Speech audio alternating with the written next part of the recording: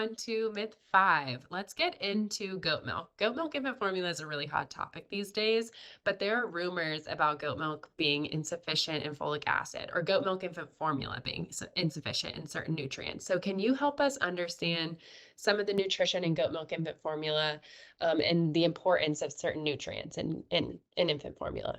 Yes, yes, yes. So, first off, it's a very, very big thing to clarify that when people are often talking about um, goat milk having low folic acid, they're literally talking about goat milk.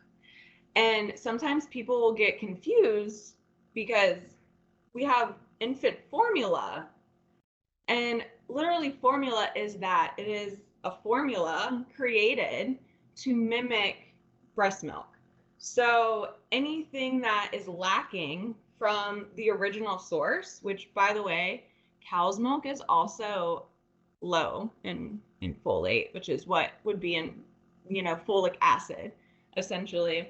Um, so either way, whatever the source is, really, it's gonna have to be formulated. It's gonna have to Right. be, included to make that level that infants do need.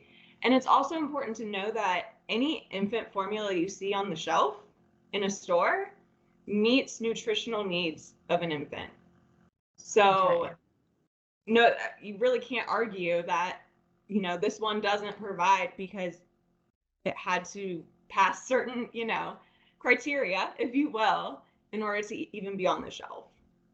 Okay, right. Yeah, I think it's super important. And even I caught myself saying, like, you should be saying goat milk infant formula versus goat milk, because then that can lead to confusion. Because, of course, goat milk, like cow's milk, is insufficient for a baby's needs. So we must say formula, goat milk infant formula.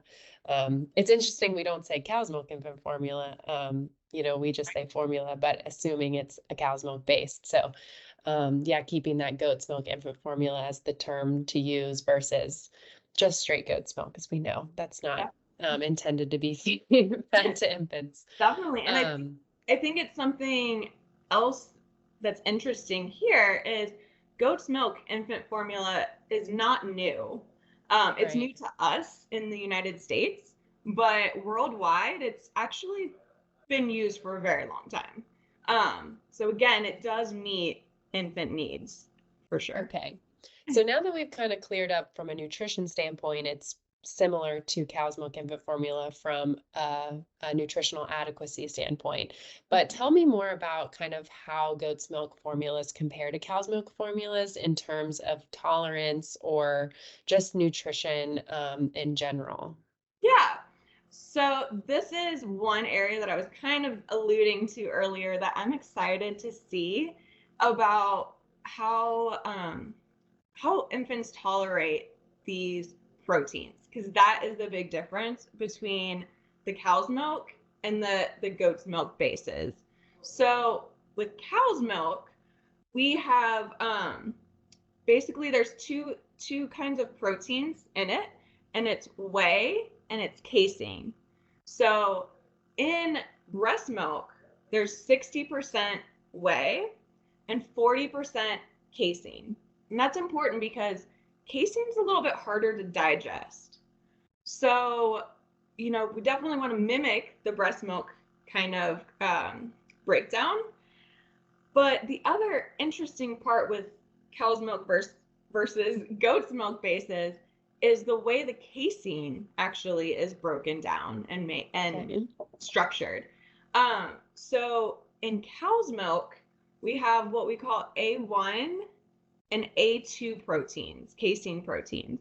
So A1, which is, I'm going to say more so in cow's milk, but cow's milk is a mix of these two. A1 is harder to digest. Basically, it makes like curds in our belly. And so when we are digesting that, these particular curds are really like bigger, they're hard, that kind of a situation. The A2 proteins are a little bit easier to digest, they're a little softer, and That's awesome, right? Like, great. When we're looking at the cow's milk versus the goat's milk, like I was saying, cow's milk is really a mixture of these two with a lot more A1. Okay. Goat's milk is predominantly, really, essentially A2. Okay. So that is where I think we're going to see a nice difference for like tolerance, because it should be easier, for babies to digest that.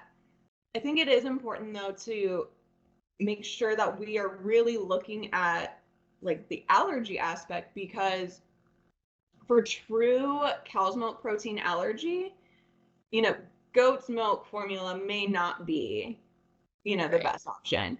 But when we're talking about just these lactose intolerance scenarios, I think that is where, goat's milk formula can definitely make make a difference. Yeah, definitely. So basically what you're saying is the casein in goat's milk is a little bit softer and smaller in the stomach, easier to digest, might pass through a little bit more quickly and smoothly versus the A1 that's found in cow's milk. So it's kind of more just like a naturally sensitive or naturally gentle option. Yeah. And Yeah. again, maybe you're saying you don't want to use it for true cow's milk protein allergy because you probably would get that cross reactivity if it was a true cow's milk protein allergy. But it might be helpful for those babies that are having that kind of unexplained feeding intolerance that's not confirmed cow's milk protein allergy, right? Right. Yes. Yep. Okay.